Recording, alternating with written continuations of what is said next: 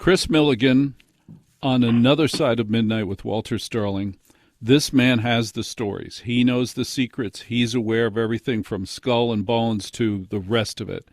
Now, Chris, your dad left the CIA in 1959, and he didn't like what he saw. What did your dad tell you about Vietnam and drugs as well as secret societies? What did he tell you? Well, he first off, he left him soft in 57, hard in 59, and he took me into a room in 1969 with a professor from Vanderbilt, and the words out of his mouth was, "The Vietnam War is about drugs. There's these secret societies behind it," And I'm a 19, almost 20-year-old kid, and I'm thinking, okay, Dad's talking about the mafia. And then he says, and communism's all a sham. These same secret societies are behind it all. It's all a big game, which completely blew me away.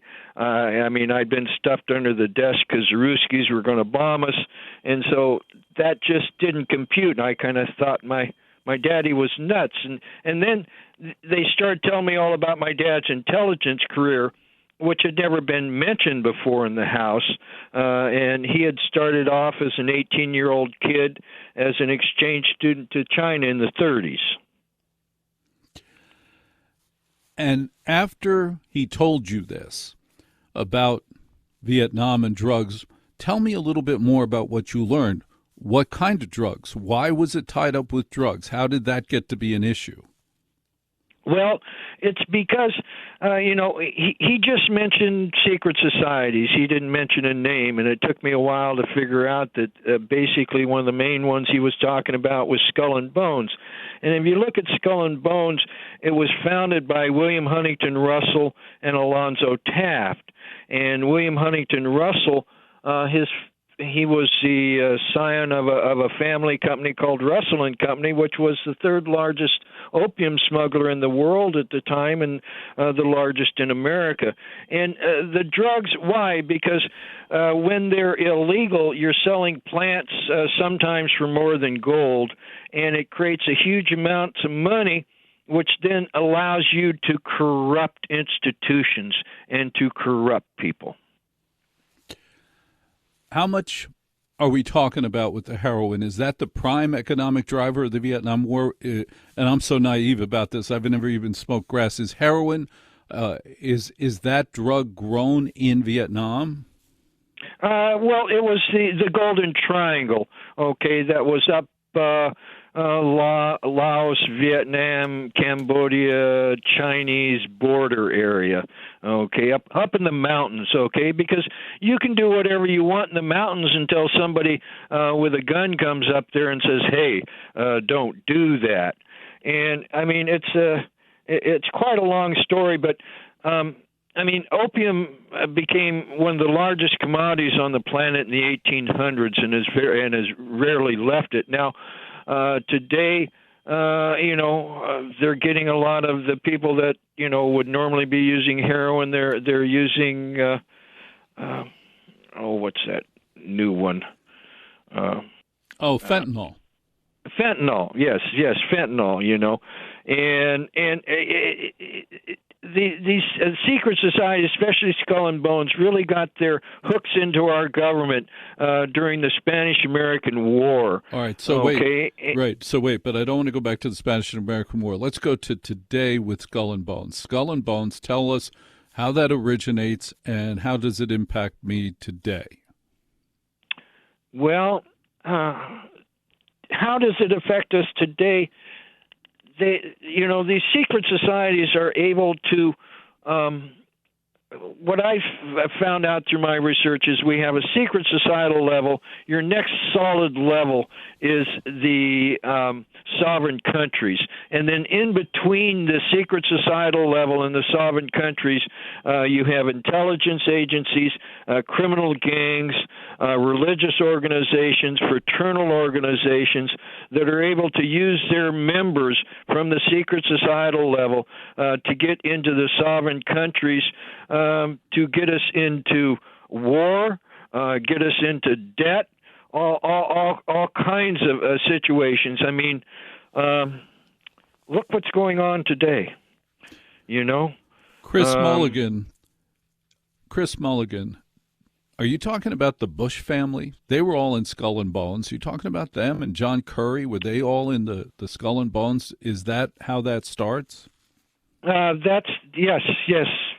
That's part of it. I mean, we're going through a time here of a paradigm shift where things are starting to change. And there's a very good book called Generations: History of America's Future. There's another one called Fourth Turning that talks about this time. And one thing the secret societies try and do is to make sure that they go through this paradigm shift and land on their feet. And so we've got a real mess here in the world today. And you know, the secret societies, one thing that they have used is this honey trap method. Okay, where you have between the criminal gangs and the intelligence agencies, they work together to use blackmail to control the situation. So Epstein. Yeah. I mean, how do they? Wait. Tell me how they do that, because these are really rich people who could get laid no problem. How do they get honey trapped? Well, here's how a honey trap operates. First off, you have to have some bait. Young boys, young girls, whatever. Okay. Then you need to have a room that's wired. Okay. And then you need to have a manager. Okay. And the manager is going to want security. So it's quite a wild operation.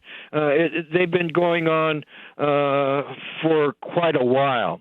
Okay. And once they get somebody trapped in there, there's not. They have to do what they say, and these same people that worked up the honey traps. The thing that we found, I put out a book called One Nation Under Blackmail by Whitney Webb, and in volume 2 of that, they show how the same people that were setting up these honey traps, basically they said, wait a minute, you know, all we have to do now is to hack into somebody's cell phone, okay? Because if they can hack into somebody's cell phone, they have a pretty good idea of what that person wants to do. Okay, so it's an insidious situation that we have found ourselves in, and here's how the secret societies run the world. It's a leviathan of 3 levels. The top level is mining metal and money. Okay, I had an author that could affect that. I got his book out called Calling All Angels. He was run over by a hit-and-run lorry in London 7 days after the book came out.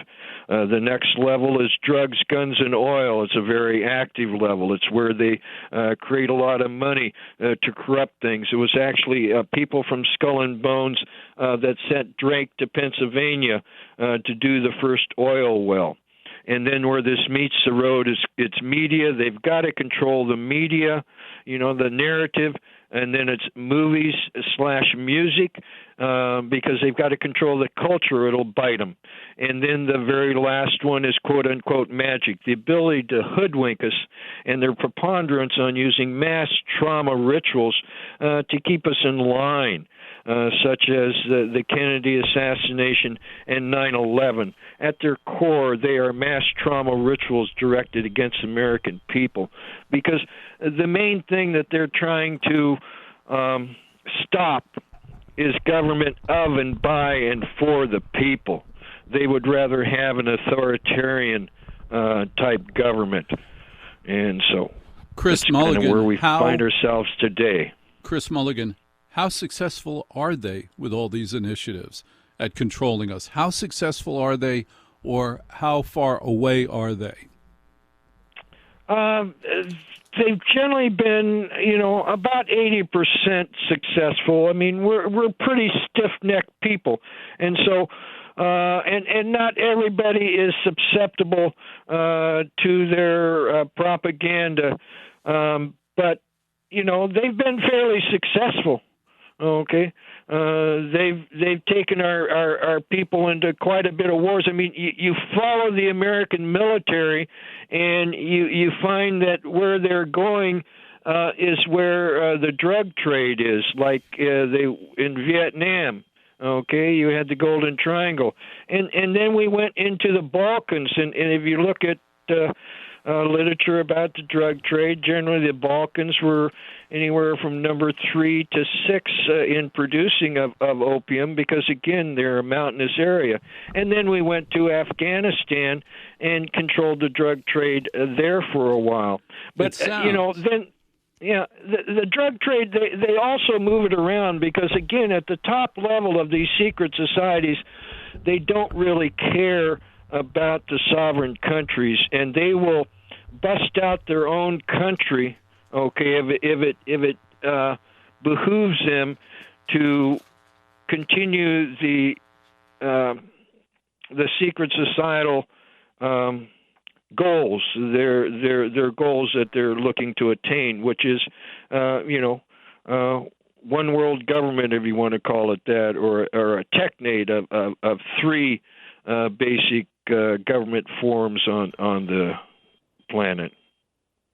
All right, Chris Mulligan, explaining conspiracies, skull and bones, the real society, who controls our world. Thank you very, very much, Chris, for being on Another Side of Midnight with Walter Sterling. Thank you.